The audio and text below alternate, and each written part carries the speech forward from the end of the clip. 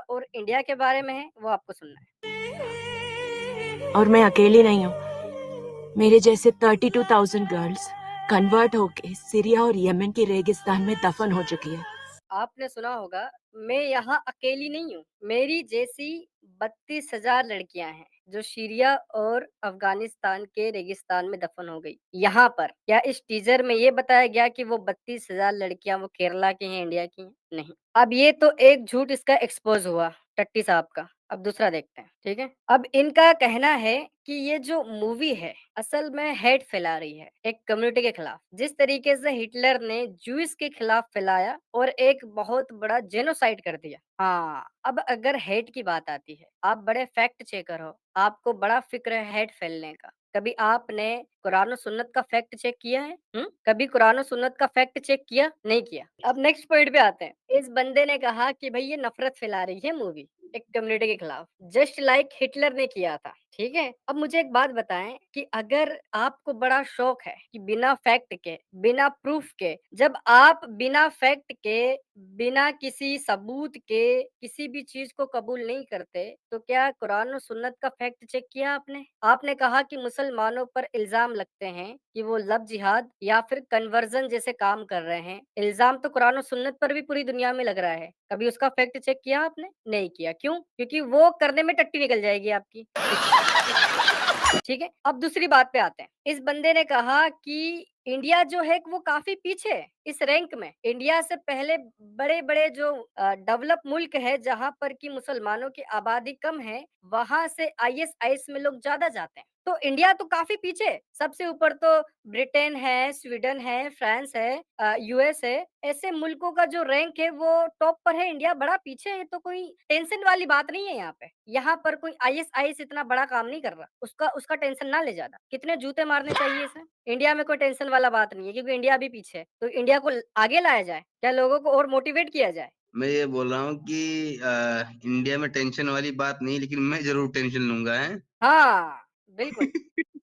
दूसरा कि केरला जैसी सेक्युलर स्टेट को बदनाम किया जा रहा है, जहां पर हिंदू, मुस्लिम और क्रिश्चियन बड़े ही प्यार से रहते हैं। हाँ, बड़े प्यार से रहते हैं। केरला का एक स्कूल है, उस स्कूल के अंदर वहां के बच्चों ने कहा कि हम जो हिंदुस्तान का नेशनल एंथम है, राष्ट्रगान है, जन गण मन, उसे नहीं गाएंगे। ये सेकुलरिज्म है। तमिलनाडु और केरला में ऐसे गांव हैं जहां पर मुस्लिम मेजोरिटी है, वहां के लोगों ने कहा कि अब हमें शरीयत चाहिए। ये सेकुलरिज्म है। ये खूबसूरती है। केरला की खूबसूरती दिख रही है आपको, वेस्ट बंगाल की खूबसूरती नहीं दिखती है आपको, कश्मीर की नहीं दिखती है आपको। वहां के फैक्ट चेक क्यों नहीं करते आप लोग? वहां की जो न्यूज आर्टिकल्स है, वहां पर इतनी सारी डॉक्यूमेंट्री फिल्में बनी हैं, उनके बारे में क्यों नहीं बताते? ये बंदा अपनी हर सेंटेंस पर कोई ना कोई न्यूज का आर्टिकल आपको दिखाएगा, कोई फैक्ट दिखाएगा, कोई डॉक्यूमेंट्री दिखाएगा, मतलब प्रूफ देगा कि जो ये बोल रहा है वो अपने जहन से नहीं, प्रूफ दे के बात कर रहा है, रेफरेंस दे के बात कर रहा है। वो कभी इन चीज का भी रेफरेंस दे दो। मुस्लिम मेजोरिटी चाहे वो स्टेट हो या कोई भी दीगर मुल्क हो, वहां पर ये सेकुलरिज्म क्यों नहीं है? कभी इसका फैक्ट चेक करो ना। पाकिस्तान, जिन्ना ने बोला सेकुलर मुल्क होगा, क्या हुआ? रियासत मदीना बन गया। कभी उसका फैक्ट चेक किया आपने? किसके पीछे क्या वजह है? अरे बाप रे, ये तो धोती खोल रहा है। आप हिटलर का एग्जाम्पल दे रहे हो अपने वीडियोस में। हिटलर ने ऐसा ऐसा किया, वैसा वैसा किया। और केरला बहुत खूबसूरत स्टेट है, क्योंकि यहाँ पर सारे लोग मिलजुल के रह रहे हैं। बड़ा खूबसूरत स्टेट है। क्या ये खूबसूरती 1947 से पहले नहीं थी? थी। बाद में क्या हुआ? बाद में पाकिस्तान बना और बांग्लादेश बना। क्यों? क्योंकि अक्सरियत हो चुकी थी ना मुसलमानों की। खूबसूरती ज्यादा हो गई थी। ज्यादा खूबसूरती हो गई थी, बर्दाश्त ही नहीं हुई। इतनी गालिब भाई, खूबसूरती इतनी ओवरलोड हो गई कि बर्दाश्त ही नहीं हुई साली। तो एक रियासत मदीना बन गया और एक बांग्लादेश बन गया। अब आते हैं लव जिहाद के ऊपर। देखें, इस बात के मैं भी खिलाफ हूँ कि हर एक मुस्लिम लड़के को ये अपने घर में नहीं सिखाया जाता कि आप जाकर गैर मुस्लिम लड़कियों को फंसाएं। लेकिन क्या ये ऑर्गेनाइज तरीके से नहीं हो रहा है? क्या ऐसे केस आपके सामने नहीं आए हैं कि जहां पर एक लड़की को अपनी एक अलग पहचान बताई गई, हाथ में कलावा बांधकर या नाम बदलकर अलग पहचान बताई गई, बाद में उसको रियलिटी बताई गई कि मैं तो ये था। तब जब उसने शादी कर ली और बच्चा पैदा कर लिया। ये रियल इंसिडेंट है। उसके बारे में फैक्ट चेक नहीं किया कभी, ठीक है? दूसरी चीज़ पे आते हैं। अगर लव जिहाद सच में ही आपको लगता है कि इसने बोला है बाकायदा कि लव जिहाद जैसी कॉन्स्पिरेसी एक्चुअल में क्या लड़कियों के खिलाफ है, औरतों के खिलाफ है, कि तुम औरतों को भेड़-बकरी समझते हो कि उनका दिमाग इतना कमज़ोर हो कि कोई भी उनको बहलाएगा, फुसलाएगा और वो मान जाएँगी। मेरे भाई, तुम एक एथिस्ट हो, ठीक है? तुमने एक क्रिश्चियन लड़की से शादी की है। अपने आप को तुम एथिस्ट बोलते हो, क्रिश्चियन लड़की से शादी करी, लेकिन तुमने शादी करी है ईसाइयत के रीति-रिवाज से। क्यों? क्यों नहीं बोला कि यार ये मेरी बीवी है, मुझ पर क्रिश्चियनिटी थोप रही है? तुम तो चर्च भी जाते हो। तो जो प्यार में पागल हो जाती हैं, मेरा अब्दुल ऐसा नहीं है, क्या वो अपने प्यार में ये नहीं कर सकती? वहाँ पर तुम्हें लग रहा है कि कोई किसी को फ़ोर्सफुली तरीके से कन्वर्ट कैसे किया जा सकता है? क्या लड़कियों में दिमाग नहीं है? भाई प्यार में तो सब कुछ हो सकता है, प्यार तो अंधा होता है ना। तुमने भी तो किया, चर्च में जाके तुमने भी तो शादी की है, मना क्यों नहीं किया तुमने? और इसने जो सबसे बड़ी बात बोली है कि केरला के अंदर से इतने लोग आईएसआईएस में नहीं जाते जितने कि महाराष्ट्र से जाते हैं और इंडिया टुडे का एक आर्टिकल दिखाया। केरला से नहीं जाते जितने कि महाराष्ट्र से जाते हैं। क्यों? क्योंकि अब महाराष्ट्र आप देख लें कि वो एक हिंदुत्व का मेन सेंटर है। हाँ, तो महाराष्ट्र से बहुत जाते हैं, केरला से कम जाते हैं। और असल में क्या हुआ है कि केरला से सिर्फ 3 लड़की कन्वर्ट होके गई हैं, ज़्यादा नहीं है। 6 लड़कियों की कहानी है, ठीक है? जिसमें से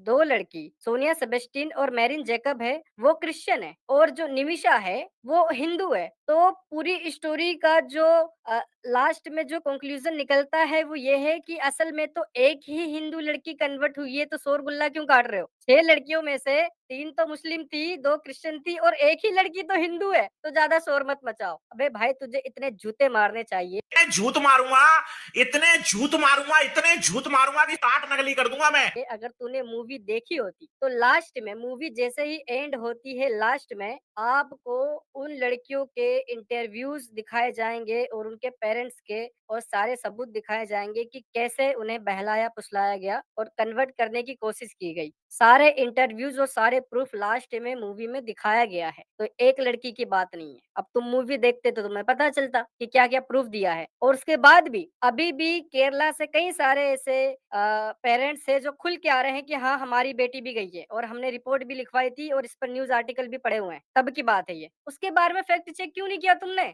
वहां क्यों मौत पड़ती है तुम्हें? इस बंदे का एक वीडियो है इंटरनेट पे पड़ा हुआ है कि ये बचपन में जब रामायण महाभारत सुनता था और बड़ा इंस्पायर होता था और बचपन से फिर उसको लगा कि यार इसमें कोई झूठ है, तो उसने इनके बारे में चेक किया, फैक्ट देखे कि क्या सच में ऐसा हुआ है, तो सब कुछ इसे झूठ लगा। मतलब कि ये रामायण और महाभारत की कहानी झूठी है, लेकिन एक कहानी इसको बड़ी सच्ची लगती है। पता है वो कौन-सी कहानी है? रामायण महाभारत झूठा है क्योंकि मैंने उसका फैक्ट चेक कर लिया, ठीक है? लेकिन अब कूड़े वाली बुढ़िया को इन्होंने सच्चा माना है और उसका फैक्ट चेक किया है भाई। अब ज़रा दिखाते हैं आप। उसका फैक्ट चेक करने की जरूरत नहीं थी फैजू, क्योंकि वो शायद इनकी परदादी रही होंगी। अच्छा।